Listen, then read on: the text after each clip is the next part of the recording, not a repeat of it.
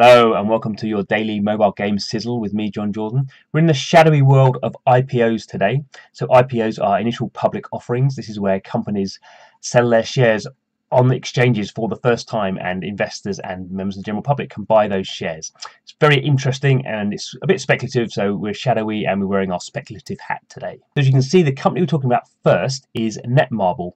So you may not have heard of Netmarble, but Netmarble are a very fast-growing South Korean mobile game company. They've been around for a number of years in various forms, but basically they spun out of a big Korean media conglomerate and also heavily invested by Tencent, the giant Chinese internet and games company. Now, Netmarble is best known in Korea for its game Everyone Marble, which is a very casual kind of game.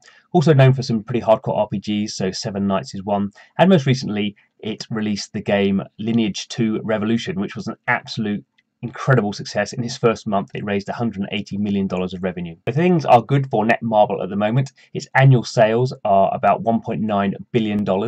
And its profit is about $300 million, and that's growing. Both of those are growing very fast. And actually, you want to IPO when you're growing very fast. Somehow investors kind of believe that that growth will last forever, or at least a couple of years. So that's kind of how you get your high valuation, is you're in a very high growth market. And that's where Netmarble is at the moment, so it makes sense for it to IPO.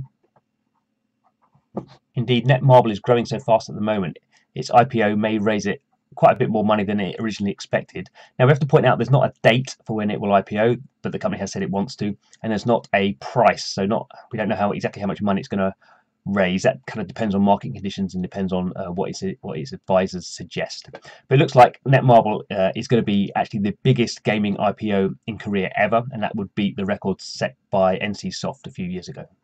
So why does Netmarble want to IPO? Well, the reason you IPO is obviously you get a lot of cash in, and that's good for the people who've invested in the company, in the original investors. So in this case, it would be Tencent and the big Korean conglomerate, and maybe some other small VC investors. So they get their money back. The other big thing is the company gets a lot of money that it can invest in new projects. So Netmarble is already the biggest mobile games company in Korea, but it wants to expand internationally, globally. Partly that means Southeast Asia and China. And partly that means the West. And it has already made some activity in expanding to the West. So most famously, it's bought Kabam's Vancouver studio. Now, that's the studio behind Marvel Contest of Champions. It was Kabam's top game. We reckon that studio was sold for about $800 million. And that studio is also working on a Transformers beat-em-up game. So to some degree, Netmarble has already got its hands on a really good asset in the West, but it wants more. And certainly if it's raising billions of dollars, we'll expect a lot more mergers and acquisitions activity from Netmarble in the coming months and years.